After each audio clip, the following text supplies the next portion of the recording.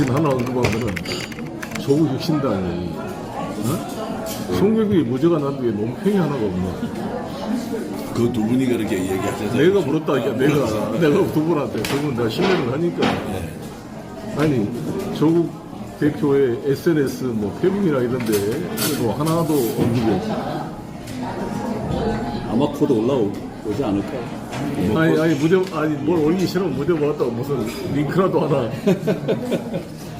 아니 그러니까 이렇잖아요. 그래서 내가 얘기했던 이야기가 아니 민주당은 이번에 이제 논평을 내줬잖아요. 그 박수현 복당 환영한다 이런. 아니 이번에 아무튼 무죄에 대한 그 논평을 박수현 대변인이 잘 내줬더라고. 예. 또 정청래 당대표가 지시해서 냈다는 거예요. 예. 어쨌든 고마운 일이고 박수현 대표가 또 전화 왔어요.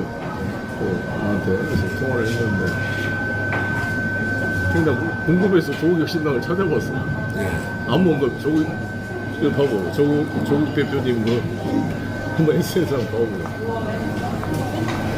그래서 물어보니까 아 이거 검찰 국정 그렇게 싸우겠다고 하는 당인데 아니 내가 이전에는 뭐 아직 일부 무죄였고 그랬으니까 뭐 아직은 유보했다는 건 이해할 수가 있는데 이제 최종 무죄가 나왔으면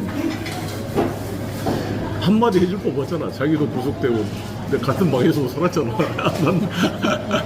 아니 조국 대표가 한 달 살았던 방에 내가 살아서 같은 방 동기이기도 한데 감방 동기인데 그 한마디를 안 해주냐라고 물어봤지. 없지.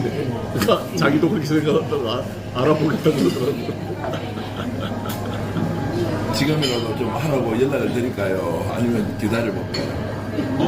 아니 그 황운하고 박은정 의원이 조국 대표님께 이야기 드린다 그러니까 한번 어쩐다 봐야지.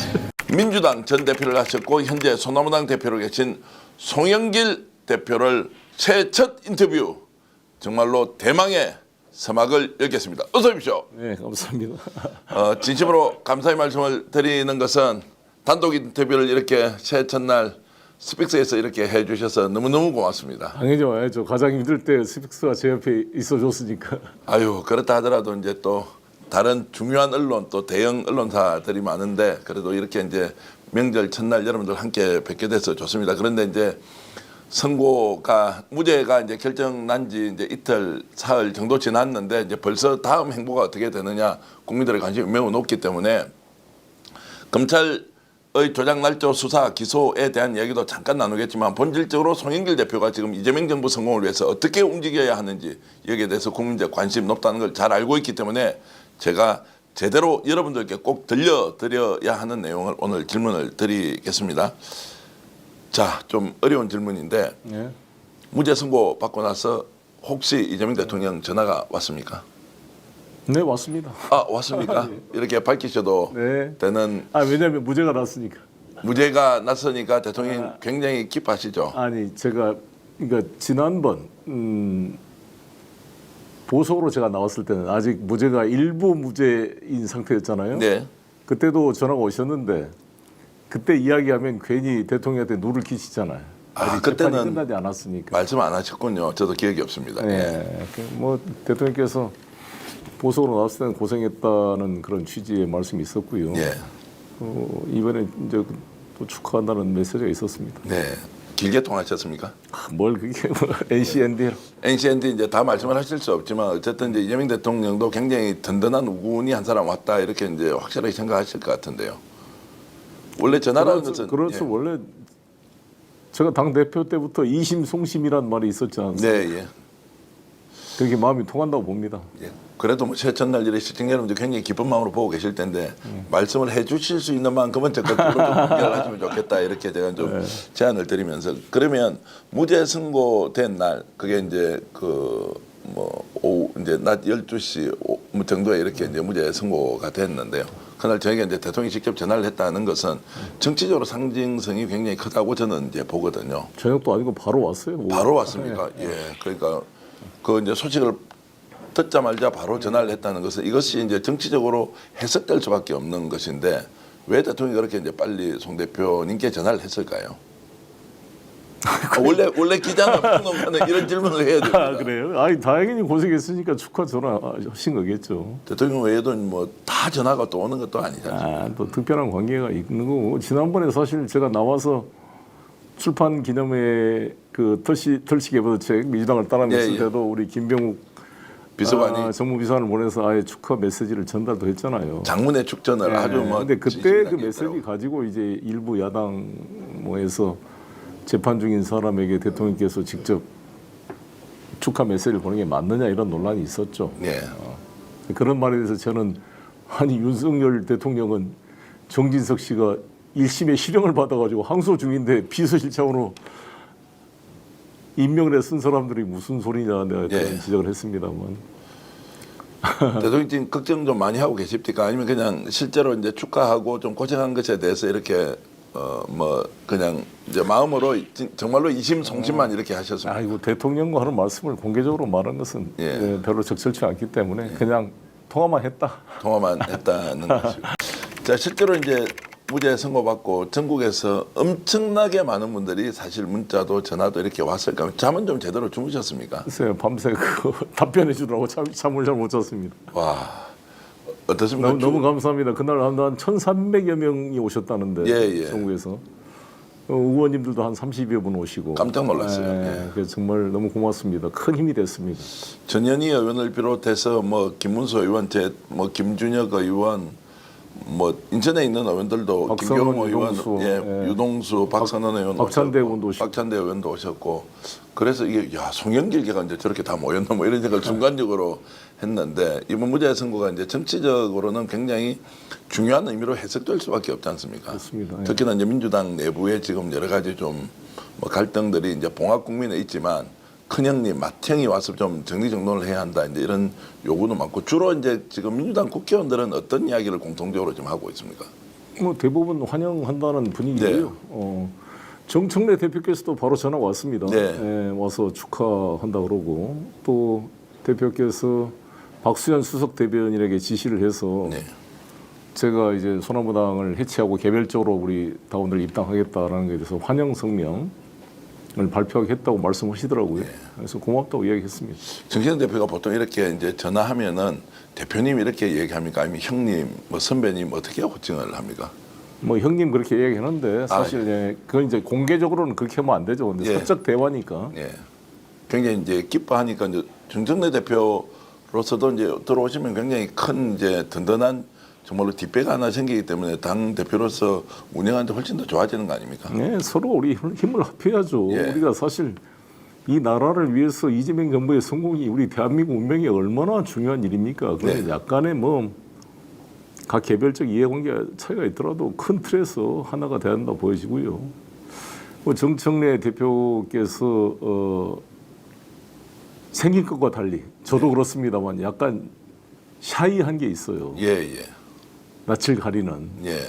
근데 뭐 어제는 직접 전화해서 뭐 형님 할 정도 했으면 많이 발전한 거다 이렇게 생각합니다. 좀 고통을 원래 겪고 나면 사람들이 다 내려놓고 좀 큰 뜻으로 향하는 이제 이런 좀 계기가 되기도 한데 송영길 대표 사실 가까이 이렇게 이제 가신 분들 얘기는 너무 똑똑해서 좋다라는 얘기도 하지만 한편으로는 너무 똑똑하니까 옆에 가면 내가 초라해진다 이렇게 해서 국회의원들이 좀 옆에 다가가기가 왜냐하면 방향도 분명하고 너무나 공적이고 그리고 정책이나 또 중요한 이슈에 대해서 분석력도 탁월하고 이러니까 길자리가 잘 없다는 이런 이야기를 좀 들으셨습니까? 네, 그 제가 부족함이 소치죠. 그러니까 제가 잘난 체하면 안 되는데.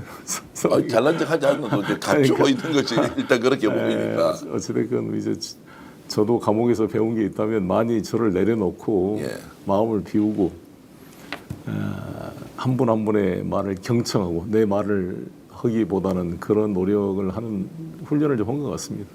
대표님 우리 나이로 지금 올해 이제 설치했으니까 이제 몇 살이십니까? 63입니다. 63이지 않습니까? 그러면 제가 이제 방송에서 말씀을 잘못 드린 게 158일이 아니고 355일을 이렇게 감옥에 계셨던 게 329일. 329일 계셨는데 실제로 60 넘어서 감옥살이가 여간 입는 게 아니지 않습니까? 그런데도 한 번도 그런 데서 불편함을 저도 면회 가봤지만 말씀 안 하시더라고요. 아니 살만합니다. 사람 사는 대로. 아니 감옥을 살만한다라고 좀 다치고. 말씀하시면 그렇지만 그래도 굉장히 일단 신체적으로 불편하고 갇혀 있기 때문에 뭐 정서적으로도 좀 고립돼 있다는 이런 느낌이 많이 오지 않습니까? 그러니까 그걸 이제 일체 유심조처럼 마음의 훈련을 통해서 이것을 자신의 어떤 훈련과 마음 수양의 그 기회로 삼고 내가 어떤 비정센터에 와 있다. 어떤 암자에 와서 지금 동안거 중이다. 이렇게 생각하면 너무도 행복해집니다. 근데 이제 답답했던 거는 밖에서 동지들이 막 추운데 키세스가 돼가지고 윤석열 그 내란 종식을 위해서 싸우고 있는데 내가 참여하지 못한다는 거. 내가 할 수 있는 것은 그냥 글 써서 내보낸 수준이라는 게 답답했고요. 특히 이제 이재명 대통령 선거 때는 제가 보석 좀 시켜달라. 나도 정당의 대표인데 나가서 내 정치 의사를 표현할 기회를 달라고 했지만 안 됐거든요. 근데 그런 게 아쉬웠어요. 그래서 제 그 안에서라도 열심히 제가 이재명 찍어야 된다고 선거운동을 네, 했습니다. 그걸 뭐 나올 때마다 저희들도 이제 알려드리고 자 이제 그 부분 좀 진중하게 보시는 거 아까 말씀하셨던 이제 세 가지 인천 계양의 송영길 대표 출마하는 네. 것 그리고 김민석 총리 후임으로 국무총리로 네. 이제 검토하는 것 그리고 혹시라도 당 대표 출마할 수 네. 있다 이 세 가지 중에서 네. 송영길 대표 쪽에서 보면 어떤 게 제일 나으냐 또 하나 질문 동시에 드리겠습니다. 이재명 정부 이재명 대통령 쪽에서 보면 송영길 대표가 어느 위치로 가는 것이 이재명 정부에 가장 크게 도움이 되겠느냐라는 것을 주어를 조금 바꿔가면서 한번 말씀해 주시죠. 이재명 대통령으로서는 송영길 대표에게 빚이 있다고 좀 생각하지 않으실까라는 좀 생각이 들어요. 네. 왜냐하면 본인의 지역구를 이제 송영길 대표가 본인의 지역구를 당시에 양도하고 예, 이재명 대표에게 좀 양보하고 본인은 서울시장으로 갔죠. 안 될 가능성이 많은 서울시장으로 안 될 줄 갔잖아요. 알고도 갔다 뭐 이렇게 네. 보지 않습니까? 그때 막 저희 같이 보수 쪽 평론가들은 어떻게 비판했냐면 전지 대선 후보한테 자리 비켜주려고 지금 그러는 거 아니냐. 이게 맞는 것이냐. 막 그렇게 비판도 했었거든요. 그런 것에 대한 고마움이 이재명 대통령께서 갖고 계시다면 좀 다양하게 카드를 쓸 수 있겠죠. 네. 이거는 어쨌든 송영길 대표가 결정한다고 그래서 본인이 결정한 대로 그 행동을 할 수가 없는 상황으로 좀 보여져요. 네. 어쨌든 대통령과 충분하게 논의를 해야 되고 정청래 대표도 논의를 해야 되는데 일단 송영길 대표가 선택할 수 있는 최선의 길은 결국에는 다시 빼치다는 것이 아닐까 그런 생각이 좀 개인으로 뭐 그럴 수 있다고 저도 생각을 하는데 네.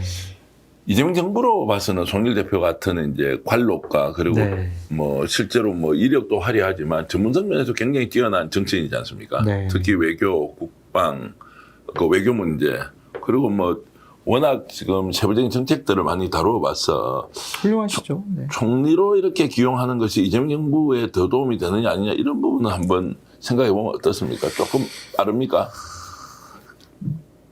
그게 과연 그러니까 저는 이해찬 책임을 총리가 이제 보니까. 노무현 네. 대통령 시절에 책임 실시행 총리요? 총리, 책임 총리 이렇게 해서 대통령이 지금 주구하고 있는 국가 대개조 과정에 좀 훨씬 더 강력하게 나오고 총리로서 해야 될 일은 이제 송 대표에게 좀 맡기는 방식. 근데 이런 부분이 있어요. 그러니까 두 가지 부분을 제가 좀 중점들을 보는데 대통령과 송영길 대표의 관계가 어느 정도일까? 그냥 빚이 있다. 아유 미안한 마음이 있다. 그래서 좀 뭔가를 챙겨줘야지 그런 마음일까?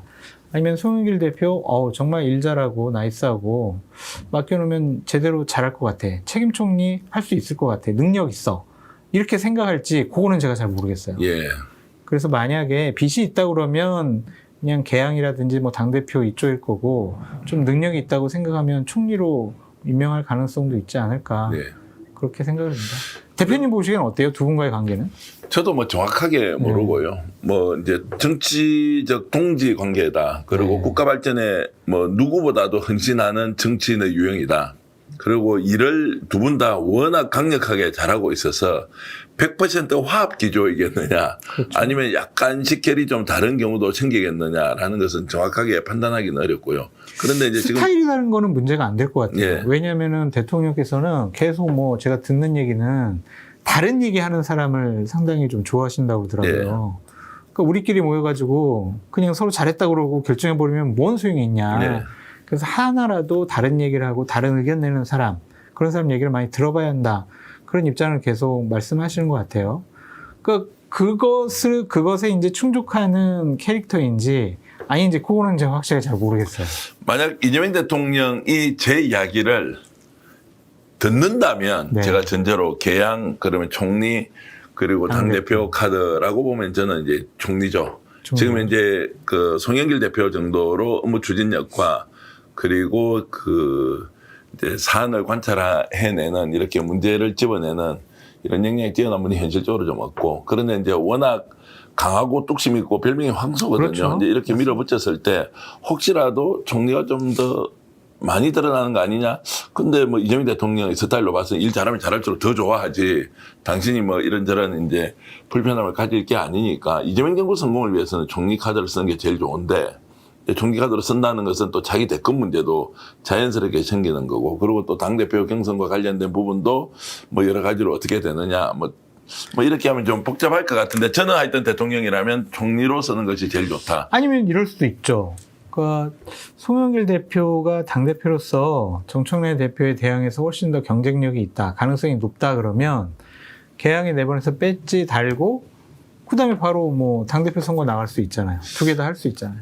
그렇죠. 이제 그런 부분도 당대표로 아마 지금 김인석 총리가 왔을 때 뭐 정청 대표 연임한다고 격려하는 구도와 송영길 대표가 다시 나온다고 했을 때 아마 이제 승부가 완전히 진검승부 같은 게 될 수 네. 있을 정도로 송영길 대표가 일단 이제 생환을 했기 때문에 정치로 갖고 있는 이제 파괴력은 상당히 크다. 이제 송영길 대표가 그냥 친명이고 대통령과 함께 호흡 맞춰서 일을 잘할 거라는 믿음을 대표님께서는 갖고 계시는 거죠? 그렇죠. 저는 송영길 대표가 친명은 아니라고 보는데 이재명 대통령이 언제라도 손잡고 네, 네. 국가지 대사에 대해서는 온몸을 던져서 자기 헌신을 할 사람이라는 이제 생각이 있기 때문에 네. 김인석 총리가 갖고 있는 이제 부드럽고 그리고 유연한 리더십이 매우 좋긴 하지만 이재명 대통령의 그늘 안에 있다는 느낌을 우리가 솔직히 좀 지울 수가 없지 않습니까?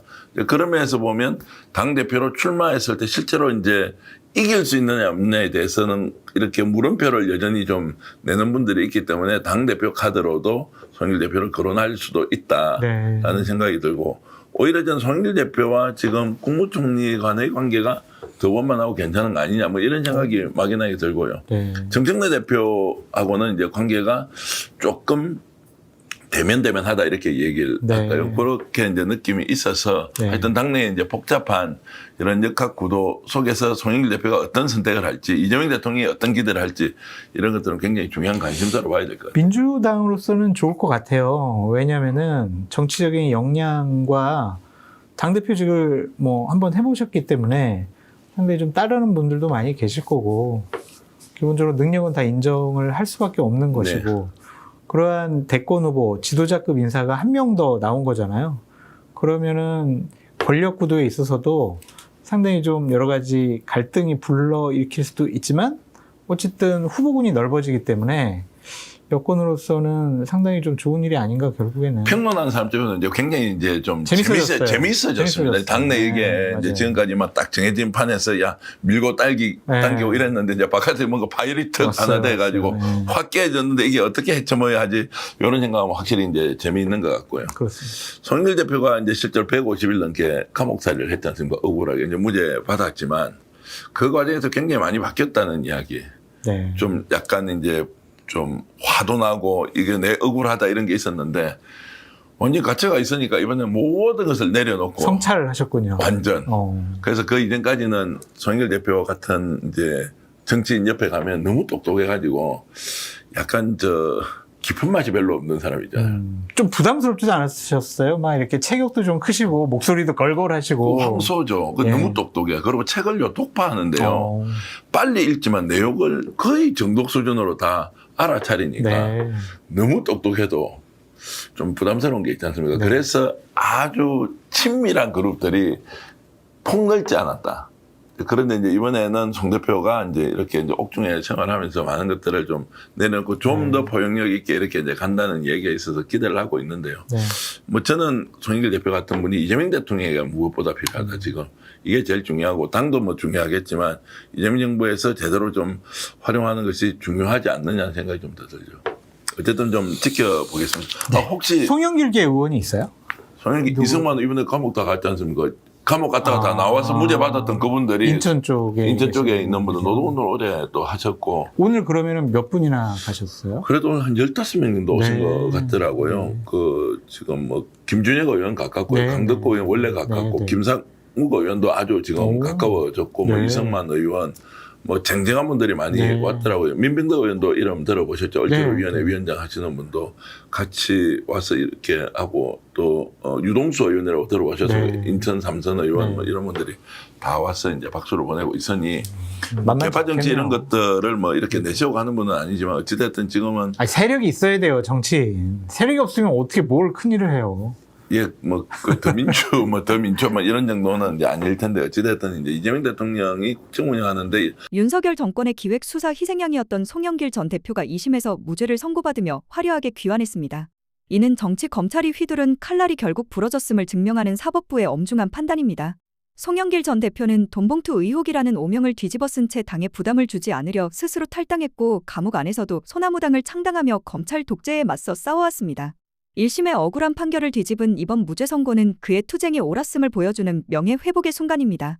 송영길 전 대표는 즉각 소나무당을 해산하고 민주당 복당을 선언했습니다. 그리고 복귀하자마자 놀라운 발언을 쏟아냈는데요. 놀라셨죠? 송영길 대표 오셨습니다. 어서 오십시오. 네, 안녕하십니까. 단도직입적으로 여쭤보겠습니다. 강덕구 의원 어떤 분입니까? 의리 있는 정치인입니다. 예. 송영길 외롭게 싸워왔습니다. 사실 민주당에서도 저 옆에 가까이 오기를 꺼려하고 아무도 저 이름을 언급하지 않는 유령 인간 같은 투명 인간 취급을 받아왔는데 우리 강덕구 의원님은 항상 저와 함께 해주셨고 네. 또 어려운데 김리석 최고와 함께 특별 매를 와주었습니다. 국회에서 할 일 있으면 항상 신문하겠다고 자청을 해서 제가 그 보석 청구를 할 때 각 의원실마다 돌면서 의원들의 서명을 한 90번을 받아가지고 예. 김준혁 의원님과 함께 도와줘서 제가 잊지를 못하겠습니다. 와. 이제, 그런 이제 강덕구 의원 이번에 이제 최고위원 출마하셨는데, 출마 소식 듣자 어떤 딱 느낌이 오던가요? 무조건 이런 분이 이 민주당 지도부가 돼야 된다. 예. 봄바람 불고 올 때 다 기와 요초가 피고 전부 다 잘난 척하지만 찬바람 불면 싹 사람의 본질이 나오는 거잖아요. 예, 예. 그래서 근데 우리 강덕구 의원님은 변치 않는 예. 소나무처럼 변치 않는 그런 분이라고 생각이 들고 민주당이 너무 얄팍한 모습이 있잖아요. 네. 그런 면에서 정말 든든하게 우리 이재명 정부를 뒷받침할 분이 아닌가. 지금 우리 이재명 대통령께서 외롭게 혼자 여기저기 뛰고 있는데 네. 우리 민주당이 충분히 뒷받침을 못 해준다는 아쉬움이 크잖아요. 네. 이번 전당대회를 통해 강덕구 의원께서 최고위원회에 들어간다면 보다 민주당이 정말 강력하게 이재명 정부를 뒷받침하는데 크게 기여하지 않을까 이렇게 기대를 합니다. 송 대표님 누구보다 이제 이재명 대통령 잘 아시지 않습니까? 네. 지금 대통령 고군분투 그리고 이제 실제로 국정 운영에서 탁월한 역량을 보이는데 네.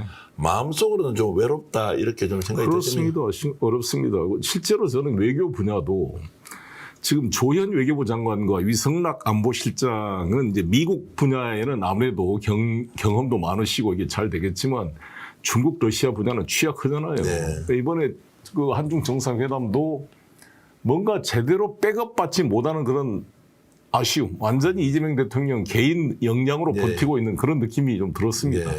그래서 제가 이런 말씀드리면 어떻게 생각할지 모르겠지만요. 제가 국회 보좌관으로 있을 때 소영길 그 당시에 의원님, 대표님을 여러 번 본 적이 있습니다. 대표님 기억하실지 모르겠지만 우리 소영길 의원님 사무실에 인턴으로 러시아인이 들어와 있었습니다. 그래서 제가 한번 보좌진한테 물어본 적이 있었습니다. 그때 우리 소영길 의원님이 러시아를 공부하기 위해서 러시아 사람 네. 인턴으로 채용을 했다. 이런 얘기를 들었고요. 또 제가 알기에는 방송통신대에 들어가셔갖고 예. 중국어를 공부를 하시고요. 그래갖고 지도자가 되려면 국제관계를 잘 알아야 된다. 네. 이런 말씀을 하는 걸 직간접적으로 들었죠. 제가 늘 안타깝게 생각하는 건 우리 연배 전후에 저는 지도자의 가장 큰 조건 국제관계를 제대로 아는 것이라고 생각하거든요. 그런 관점에서 보면 제가 이런 말씀 드려드릴지 모르겠지만 저는 두 명이 있었습니다. 우리 소영길 선배님, 하나는 김민석 총리. 이 두 분은 꾸준하게 공부하고요. 예. 시대 정신에 대해서 큰 흐름에 대한 공부 그리고 방향성에 대해서 진지하게 치열하게 고민했고요. 그리고 국제관계 고민했고요. 이런 입장에서 여전히 저는 소영길 선배님의 역할이 있다고 생각합니다. 와, 근데 지금 오늘 손영길 대표 이렇게 자청해서 오신 거는 강덕구 의원 최고위원 돼야 된다 이렇게 이제 자리를 만든 건데 이 자리에서 강덕구 의원은 송영길 대표님의 이제 본 모습에 대해서 평가를 해주시니까 참 겸손하시고 타인을 위해서 이렇게 좀 헌신하는 이렇게 모습을 보니까 역시 민주당 당원들은 복이 많은 것 같습니다. 아니 이번에 근데 소영길 선배님 보면 좀 안타깝죠. 80년대 노동운동 누구보다 치열하게 하셨잖아요. 네. 우리 민주당에서 시대 정신, 시대 유시에 맞는 의제를 계속 발굴하고 그리고 때로는 치열하게 싸우고 협상할 때는 협상하고 그런 모습 속에서 야 우리 송영길 선배가 지도자가 됐으면 좋겠다 대표를 하셨잖아요. 사실은 더 큰 지도자로서 나름대로 역할을 하실 분인데 안타깝게 돌부리에 채여서 지금 이러신데 저는 정치인들 중에서 지도자가 되는 분들은 다 그런 고난의 시기가 있었다고 생각을 하고요. 사실은 지난번에 이런 말씀 드려도 될지 모르겠지만 사면 우리가 건의하고 이럴 때 제가 송영길 선배님한테 아니 대표님 적극적으로 한번 이게 힘을 모아야 되는 거 아니냐 이런 말씀 드렸는데 기억하실지 모르겠지만 나는 무죄임을 스스로 입증하고 다시 민주당이 돌아간다. 네. 이런 말씀을 저한테 해주셨습니다. 그래서 역시 송영길 선배다. 어떻게 보면 소나무 당의 지금 대표로 계시지만 소나무가 우리 송영길 선배입니다. 저는 그 소나무가 우리 모두의 소나무가 될 날 다시 온다. 그래서 송영길 선배가 다시 다 마무리하신 다음에 민주당으로 들어와야 된다라는 게 저 강덕구의 생각입니다. 예, 최고위원으로 이번에 이제 지도부에 입성하실 예정인 분이 이제 이런 말씀을 하시면 굉장히 무게 있게 저는 들리는데 지금 이제 무죄로 거의 확정돼 가고 있지 않습니까 지금? 1월, 2월 1월 24일 제가 1월 14일 날 최종 변론을 하고 2월 중에 판결이 있을 걸로 예상되는데 판결이 나면 또 지도부에 입성하셔가지고 잘 우리 정청래 대표님하고 상의해서 저희가 잘 힘을 합했으면 좋겠습니다. 뭐 저로서도 빨리 민주당으로 복귀해서 뭐 이재명 대통령의 좀 실질적인 도움이 될 수 있도록 뛰겠습니다. 알겠습니다. 이제 전당대회로 좀 이제 전당대회 가지고 이제 최고위원 보궐선거로 좀 돌아가서 좀 질문을 좀 드려보겠는데 송 대표님 지금 어떻습니까? 이번에 전당대회 보궐선거 그러니까 지금 최고위원 보궐선거가 갖는 의미는 어떤 겁니까? 그러니까 나는 지난번 당대표 선거도 판단의 기준을 그냥 후보들 간의 그 기준도 중요하지만 가장 중요한 것은 지금 이재명 정부 초기에 이 대통령을 어떻게 잘 뒷받침하고 이 정부의 성공을 백업할 것인가를 기준으로 잘 봐야 된다고 봅니다. 그런 면에서 우리 민주당이 지금 이번에 김병기 원내대표와 강선우 의원 간의 그 녹취록 사건을 보면서 큰 충격을 받았는데 모두가 자기 정치를 하는 거잖아요. 네.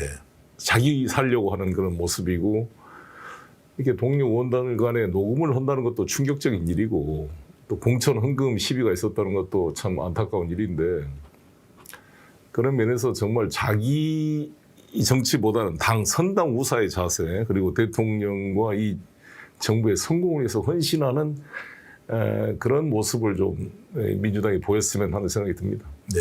제가 송영길 대표님 면회를 몇 번 갔을 때 저한테 해주신 말씀 지금도 기억납니다. 어떻게 하든지 이재명 정부 성공해야 된다. 그럴 수 있도록 힘을 모아야 된다. 나오신 다음에도 공적인 자리나 사적인 자리에서 늘 그런 말씀 하셨습니다. 저는 우리 송영길 선배님 말씀대로 지금은 이재명 대통령이 국정 운영을 잘 할 수 있도록 힘을 모아야 된다. 그리고 그 입장에서 우리가 하나가 돼야 된다.